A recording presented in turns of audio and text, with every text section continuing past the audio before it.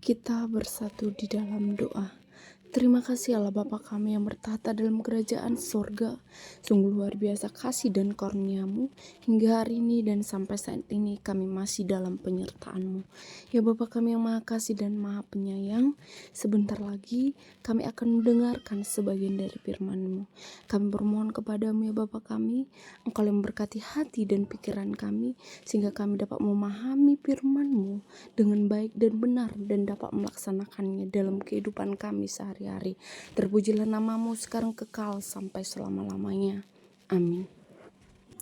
Saudara-saudari yang terkasih di dalam nama Tuhan Yesus, saya meyakini bahwa setiap orang telah membaca Nats Yesaya 66 ayat 10 sampai 14 secara berulang.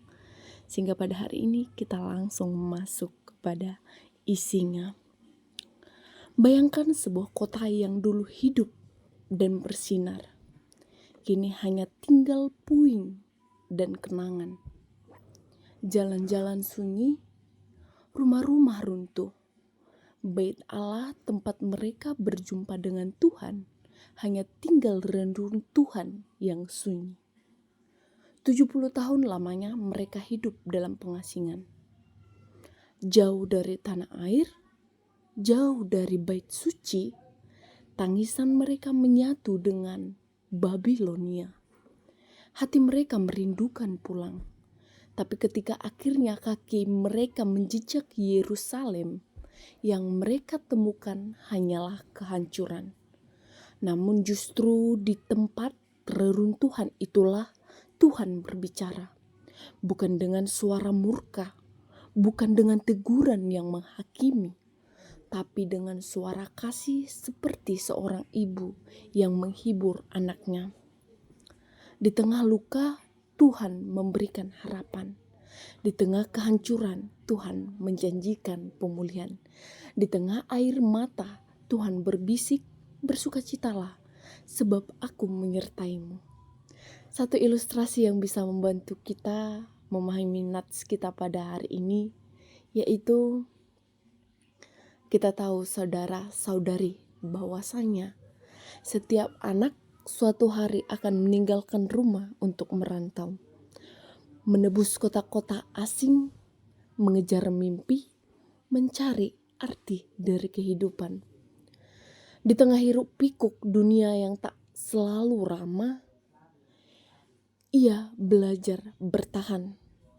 Kadang berhasil, kadang jauh dan mereka merasakan pahit manisnya kehidupan. Suka dan duka silih berganti. Kadangkala keadaan sulit membuat seorang perantau kehilangan arah, bahkan kehilangan dirinya sendiri. Namun sejauh apapun seorang anak melangkah, sejauh apapun ia tersesat, tempat yang paling siap membuka pintu, tempat yang tidak pernah menuntut cerita, tempat yang tidak pernah bertanya, "Kenapa kamu gagal?" adalah ibu, sosok yang tak pernah berubah. Sejak ia mengandung, tidurnya tidak lagi nyenyak, makan pun harus dipilih-pilih. Langkah kakinya menjadi berat. Setiap mual rasa nyeri di punggung, setiap malam begadang karena tendangan kecil dari dalam. Semuanya ia terima tanpa keluhan. Ketika sudah melahirkan, ibu rela berjaga dan terjaga di malam hari. Rela tubuhnya lelah, rela jiwanya lelah, menyusui dan memberikan yang terbaik demi satu hal. Anaknya tumbuh dengan baik. Ibu tak hanya merawat, tetapi juga jadi tempat belajar berjalan, belajar bicara, belajar mencintai. Ibu adalah rumah tanpa atap. Ibu adalah pelukan yang tak pernah bertanya, "Kenapa kamu kalah? Kenapa kamu gagal?" Ibu adalah tempat paling menerima, bahkan ketika seluruh dunia menolak. Begitulah juga dengan kehidupan ini. Kadangkala kesulitan dan penderitaan membuat kita kehilangan arah, bahkan kehilangan diri sendiri. Akan tetapi seperti ibu yang selalu menerima dan selalu memberi pelukan. Begitu juga dengan Tuhan, walaupun di tengah penderitaan dan kesulitan, maka gema pengharapan akan terus disuarakan. Bukan amarah yang menyambutmu, tapi pelukan kasih dari Sang Pencipta.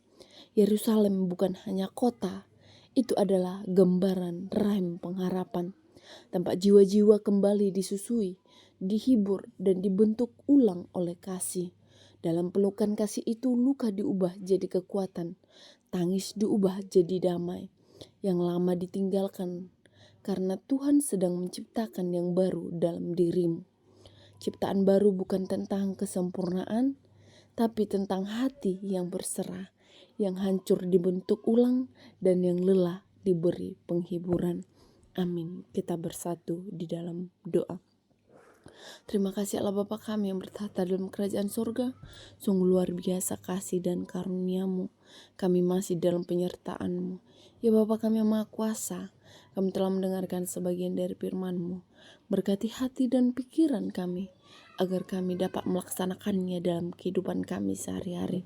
Terpujilah nama-Mu sekarang kekal sampai selama-lamanya. Amin.